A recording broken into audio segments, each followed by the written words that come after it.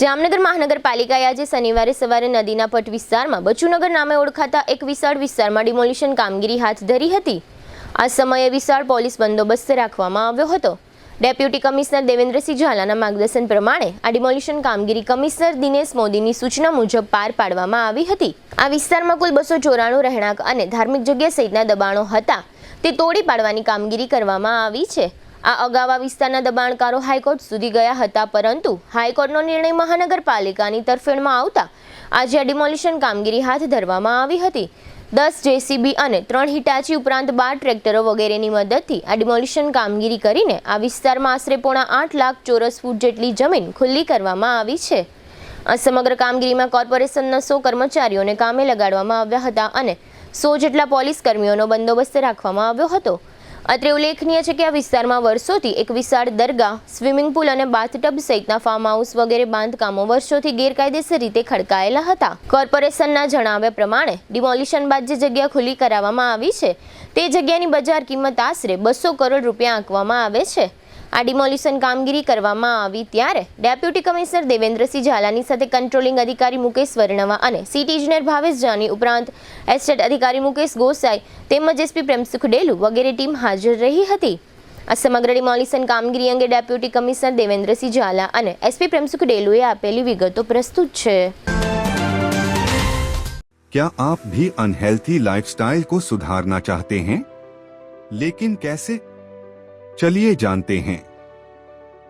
आजकल लाइफस्टाइल को हेल्थी और मेंटेन रखना हमारे लिए एक चुनौती बन चुकी है।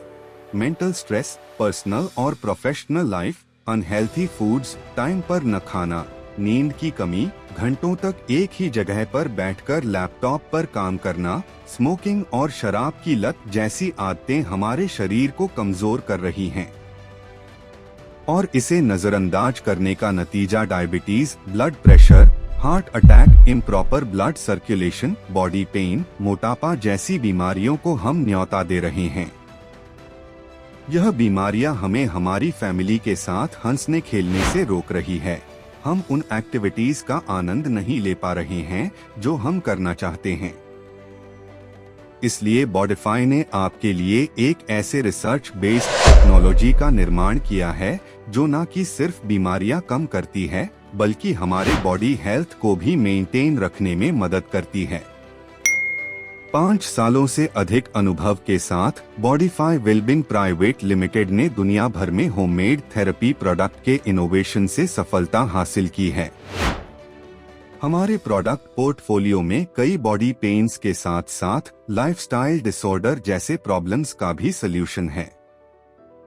टेंस EMS टेक्नोलॉजी पर आधारित भारत का पहला डिजिटल प्रोडक्ट बनाकर अपनी पहचान बनाई है, जिसने सर्टिफाइड लैबोरेटरीज IEC 60601 और IEC 60601-10 के सभी टेस्ट पास किए हैं। CDSCO द्वारा अधिकृत हम एक सर्टिफाइड मेडिकल डिवाइस मैन्युफैक्चरर हैं। अब इसे कई सारे डॉक्टर भी रिकमेंड करते हैं। बॉडिफाई के प्रोडक्ट्स में दिए गए यूनिक फीचर्स ने कस्टमर्स की प्रॉब्लम्स को सल्यूशन में बदल दिया है। क्या आप भी यह बदलाव महसूस करना चाहते हैं? तो आज ही संपर्क करें और अपने साथ साथ अपने फैमिली को भी हेल्थी रखें। इस वीडियो को देखने के लिए धन्यवाद।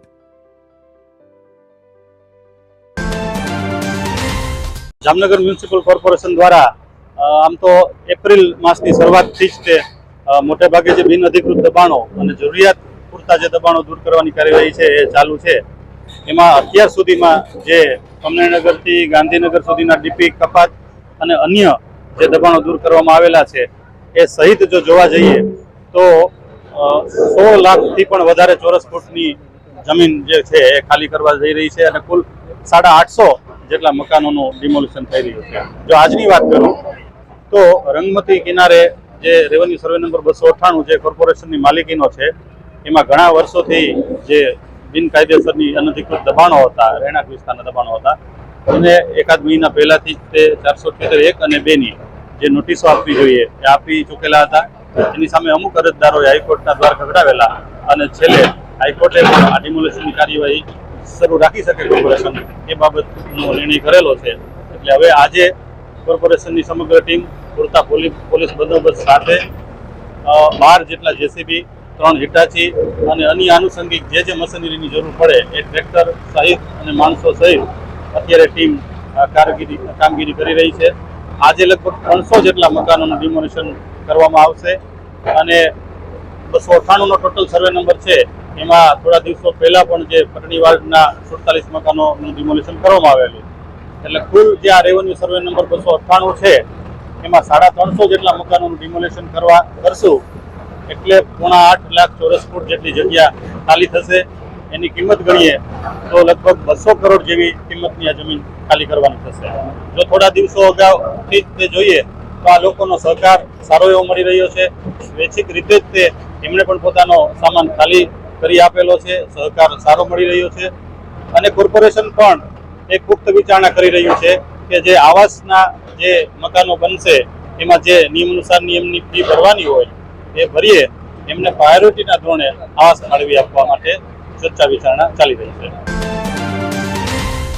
જામનગરની રંગમતી અને નાગમતી નદીના જે વિસ્તાર છે, આ વિસ્તારમાં ઘણા સમયથી ઘણા બધા જે ગેરકાયદેસર નિર્માણ છે એ થયેલા છે અને આ નિર્માણના કારણે જામનગરમાં ઘણી વખત વરસાદના સમયમાં પણ ફ્લડની જે આપણે પરિસ્થિતિ બની છે. જામનગરની મહાનગરપાલિકા સાથે મળીને અને આ જે રંગમતી અને નાગમતી જે નદી છે આમે ઘણા બધા જે ગેરકાયદેસર નિર્માણ કાર્ય છે, આપણે એવું કહી શકીએ કે એક બહુ મોટો જે ડિમોલિશનની કાર્યવાહી અત્યારે ચાલુ છે.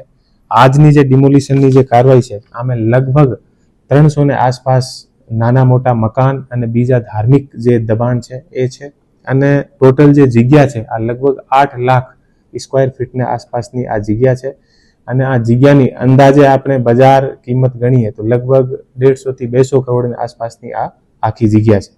સૌથી ઇમ્પોર્ટન્ટ વસ્તુ જે છે, આ દબાણના કારણે અમારા જે 100 કલાકના ઘણા બધા જે ગુનેગારો હતા એ ગુનેગારોનો પણ અહીંયા દબાણ હતું અને આ દબાણની જે કાર્યવાહી છે એ પણ પોલીસને દ્વારા અત્યારે હટાવવામાં આવી છે. અને અત્યારે અમે જે જગ્યા મહાનગરપાલિકાના કમિશનર સાહેબ અને અમારા જે પોલીસના બધો જે સ્ટાફ છે આને સાથે અમે તે જગ્યા હાજર હતા અને આ જગ્યામાં એવી ઘણી બધી અમને જે લક્ઝુરિયસ એવા ત્યાં ફાર્મ હાઉસ અને જે ધાર્મિક દબાણ છે આ ધાર્મિક જે દબાણને સાથે પણ અમે જે જોડાયેલી જે સંરચનાઓ જે મળી છે આના અંદર એટલા લક્ઝુરિયસ ફેસિલિટી, ત્યાં સ્વિમિંગ પુલ અને જે બીજા આપણે બાથટબ જેવી એવી વસ્તુઓ પણ અમને ત્યાં, તો એક સરકારી જગ્યા અને સરકારી જગ્યા પર એવી લક્ઝુરિયસ વસ્તુ બનાવીને અને લોકો ગેરકાયદેસર કામ પણ ત્યાં કરતા હતા.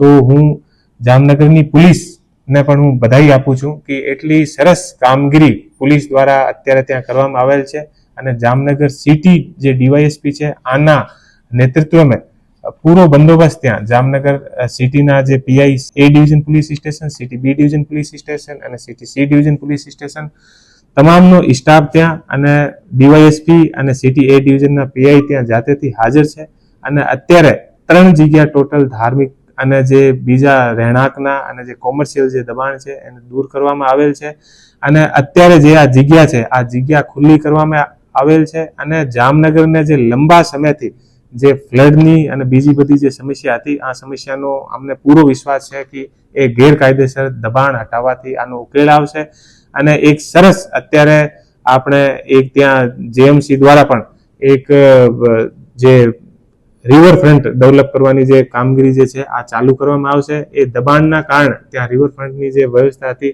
જે નદીના જે આખો જે પટ હતો આનો વાપસ જે સારી રીતે અને સરસ કરવાનો હતો નથી થઈ શકતો હતો અને અત્યારે આ કાર્યવાહી ચાલુ છે.